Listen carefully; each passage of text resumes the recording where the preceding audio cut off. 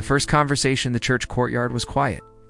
The stone walls held the heat of the sun. I stood there alone, trying to breathe. My chest was tight. My heart was pounding. But I kept whispering to myself, "You came here to speak, so speak."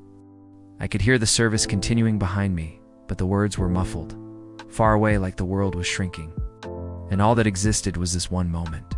10 minutes passed, then 20. And then I heard the door open. The crowd began to file out. Families talking, children running, chairs scraping against stone.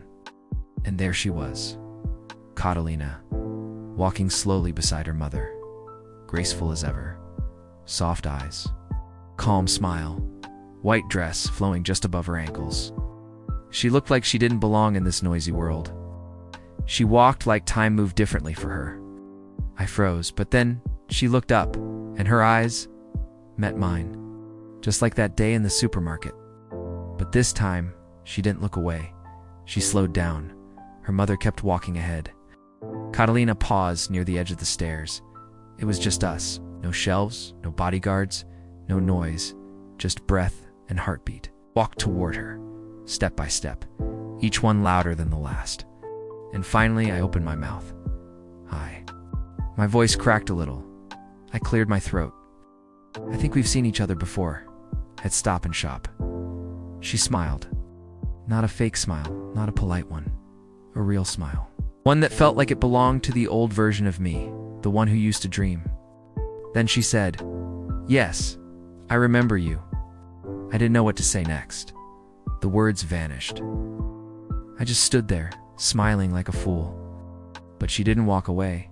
She stayed, and in that silence, something happened. It was small, but it was real. The beginning. The city and the silence after I spoke to Katalina, something changed. But not in some dramatic fireworks kind of way. It was quieter than that. More personal. It was like, for the first time in a long time, my heart was awake. I started walking the city differently, slower, more present. Amen had always been loud to me. Cars honking, people yelling, shopkeepers arguing over prices. But now, I started noticing the spaces in between the noise. The way the wind curved around narrow alleys. The stray cat sleeping under fruit carts. The old man on the corner who sold newspapers no one read anymore. I started walking more after work, not to go anywhere in particular, just to walk, to think, to feel something. The city was dusty, cracked, uneven, but it had rhythm, had stories. And for once, I wasn't just surviving inside it. I was paying attention. I'd pass by coffee shops I couldn't afford to enter, watch people laugh through the windows. People with lives that felt so far from mine. I didn't envy them. I just studied them. Some nights I'd sit near the Roman amphitheater, watching the lights flicker on the hills. There was always music somewhere in the background. Always a child chasing a plastic ball. Always someone selling roasted nuts on a metal cart. It was chaotic and beautiful. And in the middle of it was me, a kid from Iraq, with calloused hands and dusty shoes, carrying a heart that suddenly felt restless. Because after that one moment with Katalina, my world was no longer just pain and survival. It had color, it had warmth, it had possibility. I didn't know if she'd speak to me again. I didn't know if I'd ever see her smile that way twice. But for the first time, I wanted more out of life than just getting through it. I wanted to live, to feel, to discover. Not just her, but me. Stay tuned for Chapter 13 when you open your heart to the world. Begins to speak back.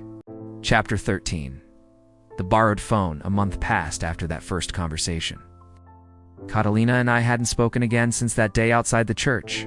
I hadn't stopped thinking about it. Her voice, the way she said yes. I remember. It echoed in my head like a memory I didn't want to let go of. I went back to church every Sunday after that. Sometimes I saw her, sometimes I didn't. But I always showed up just in case. And then one morning, she arrived early. She sat in the courtyard alone, book in her lap, hair tied back. I stood a few steps away, nervous all over again. Sweaty hands, dry mouth, heart racing. But I reminded myself, you already spoke once, you can do it again.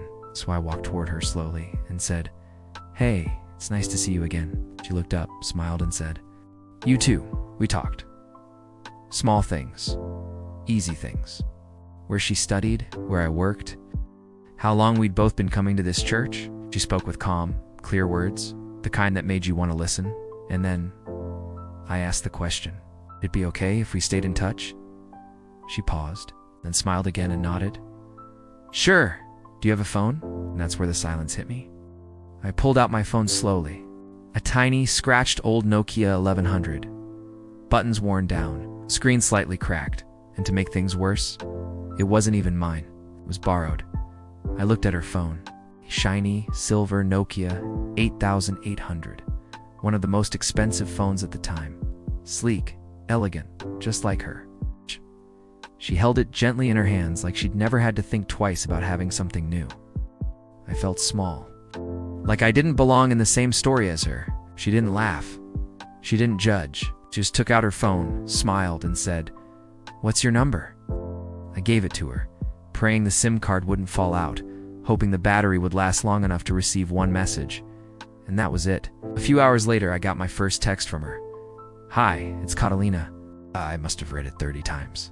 Smiling like an idiot, holding the phone like it was gold. We started chatting after that.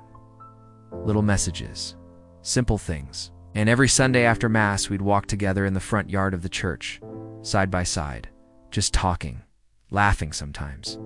Other times, walking in silence. But it never felt awkward. It felt safe. And for the first time in my life, someone made me feel seen, not as a refugee. Not as a poor boy in a borrowed uniform, but just Fernando. Stay tuned for chapter 14. Sometimes love doesn't arrive all at once. Sometimes, ways. Quietly between footsteps and borrowed phones. Borrowed time, days passed, then weeks, Katalina and I. We were getting closer. We texted almost every day. Always short messages, never too deep, but always warm.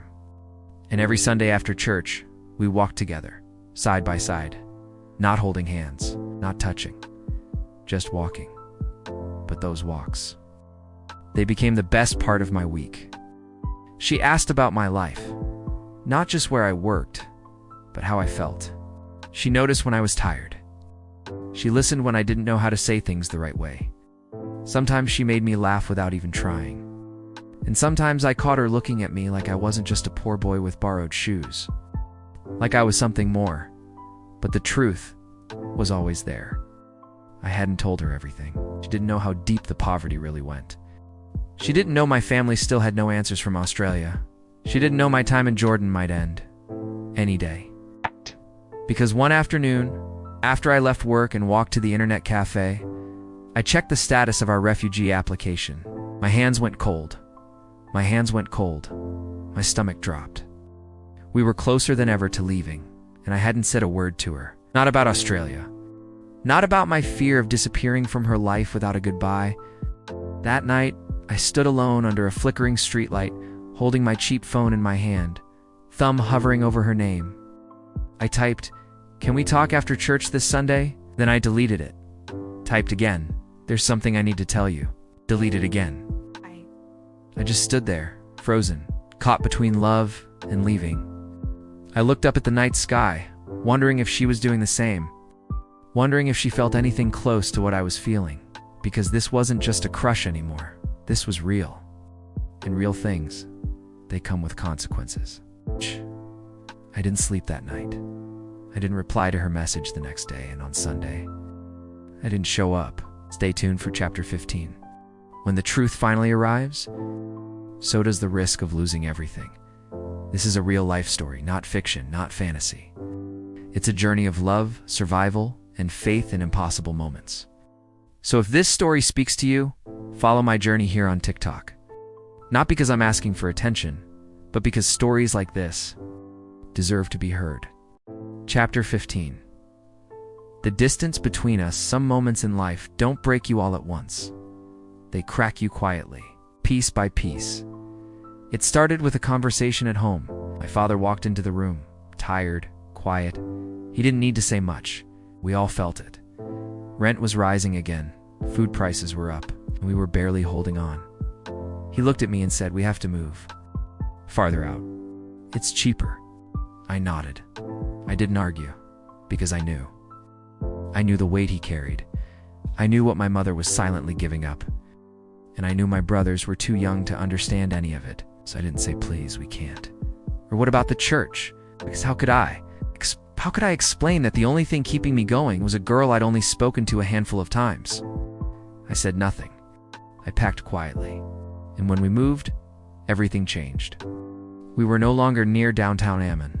No more buzzing streets, no more crowded markets, no more stone courtyards or corner shops. We were out on the edges of the city now, a dusty neighborhood built into the hills. No buses nearby, no church in walking distance. I checked once, just to be sure. If I wanted to walk to that church again, it would take me 2 days. 2 days, and I didn't have the luxury of disappearing for 2 days. I was still working, still helping, still carrying what I could to keep my family together. And the phone. The one lifeline I had to Katalina. I had to give it back. It wasn't mine. It belonged to the owner of Stop and Shop. I handed it back after my last shift, said thank you, and walked home in silence. And just like that, the only connection I had to her was gone. No messages, no calls, no church, nothing I could have told someone. Could have asked to keep the phone a little longer, could have begged my family not to move. But I didn't, because I knew what we were facing. I knew survival always came first, and sometimes love has to step aside. I didn't say goodbye to her because I didn't know how, just vanished. And in the silence that followed, I started to wonder, would she think I forgot her? Or worse, that I never cared? Stay tuned for chapter 16, when love is forced into silence. The heart still finds ways to speak. This is a real-life story.